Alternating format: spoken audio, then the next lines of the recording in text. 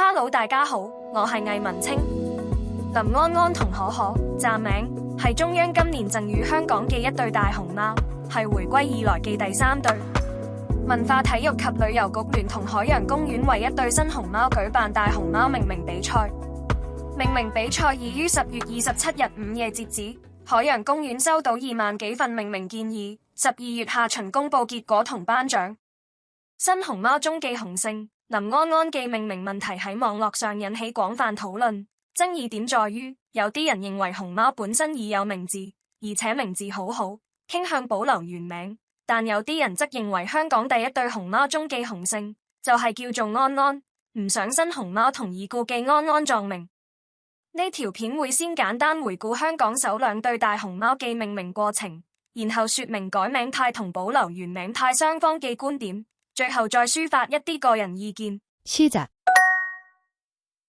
香港第一對大熊貓安安佳佳來港時分別23歲同21歲，相當於人類39歲同63歲，本身已有名字，港府冇舉辦命名活動，直接沿用本身名字安安佳佳。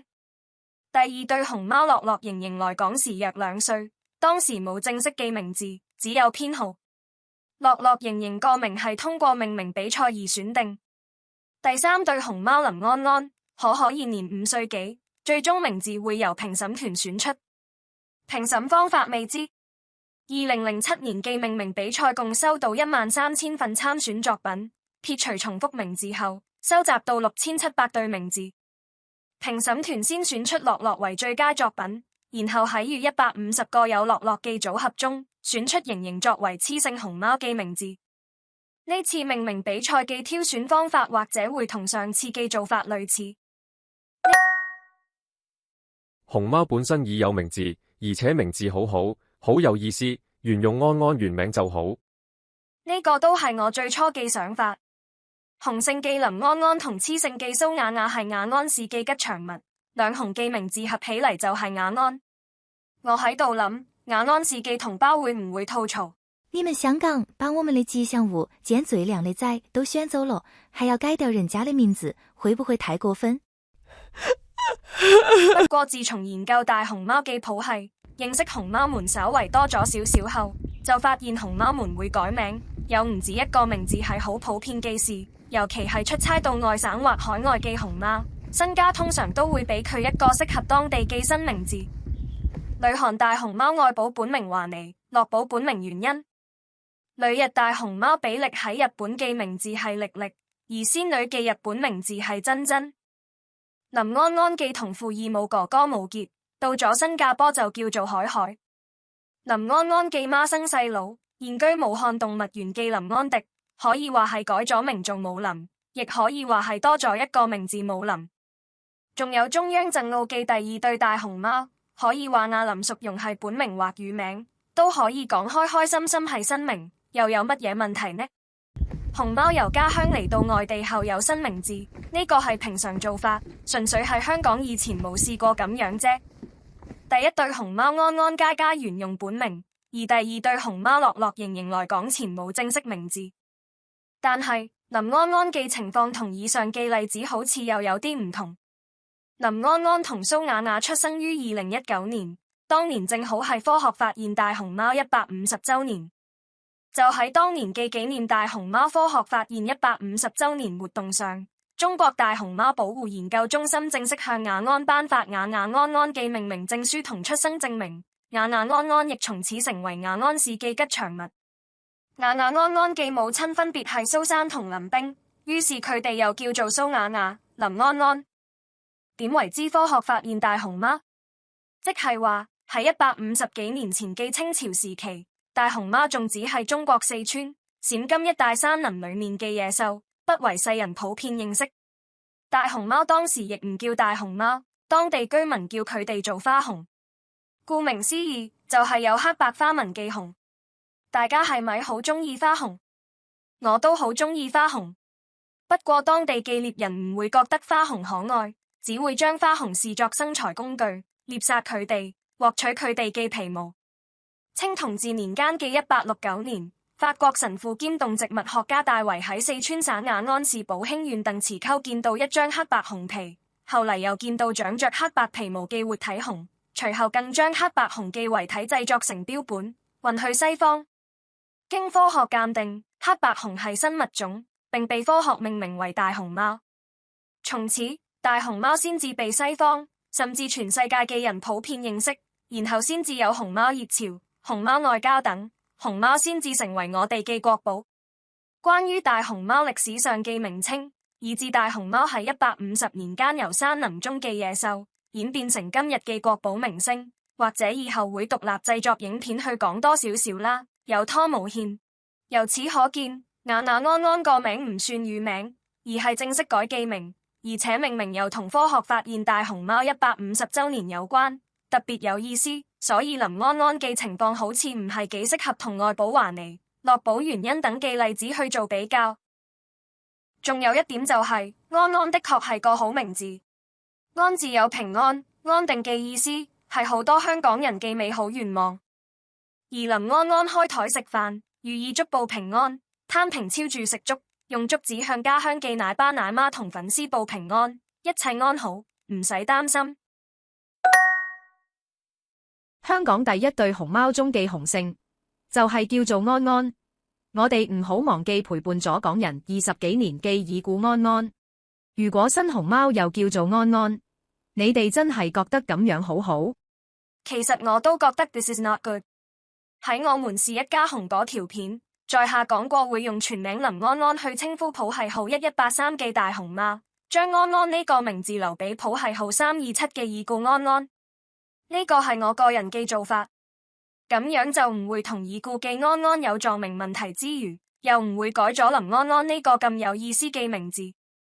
咁不如叫安安，木字邊安樹個安，將林安安嘅林字拆開，放到安安裏面，咁樣就唔會同已故嘅安安撞名。然後林安安仲係叫安安，讀音一樣，熊貓唔使重新適應新名字。不如叫安仔，又或者乜安都可以。我所睇到嘅係，我哋縱使立場唔一樣，睇法唔一樣，但都願意去理解對方嘅想法，一人讓一步，尋求共識。保留原名派會提議將譜系號1183命名為林安安或木字邊嘅安安，而改名派亦有提議以安仔、乜安為名字。其實我哋嘅分歧並唔係咁大。好，命名比賽已經截止，正在等待評審團作最終決定。最終結果可能會有人歡喜有人愁。相比起最多人中意、最多票數嘅名字，我自己係更希望評審團會選出一個最少人唔中意、最多人能夠接受並感到舒服嘅名字，算係皆大歡喜。保留原名派應該會提交林安安、木字邊嘅安安或安安作為譜系號1183嘅名字。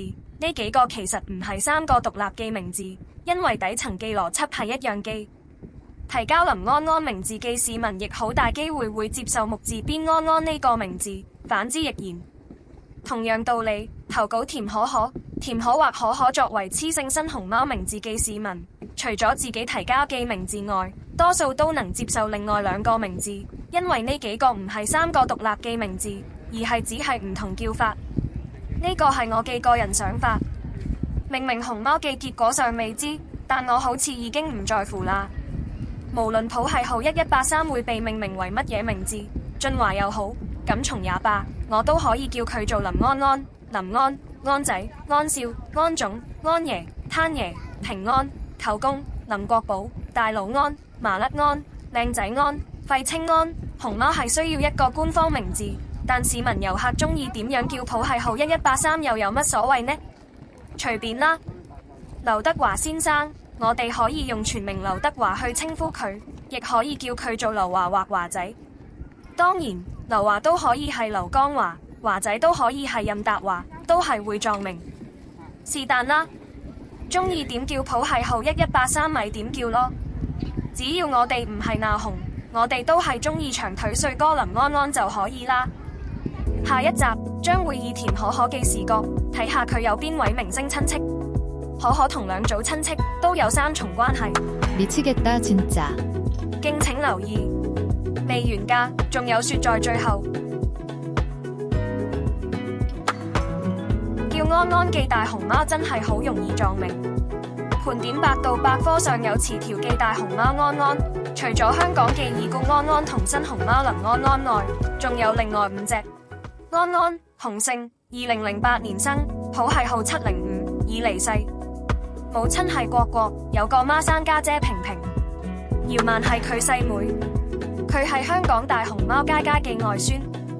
安安，雌性，2013年生，譜系號909，母親係豬豬。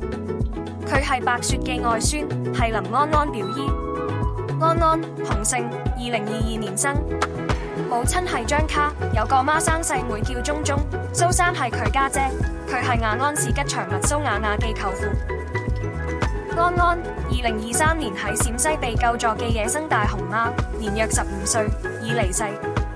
安安，雄性，1959年贈送俾蘇聯，1972年離世。有趣嘅係，本身係平平基基作為國禮送俾蘇聯，但係莫斯科動物園一口咬定基基係雄性，要求中方換另一隻。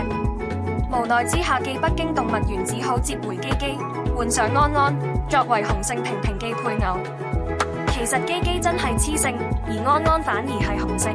如果中意呢條片，麻煩按讚、訂閱加分享，感謝。咁我哋下次再見啦，拜拜。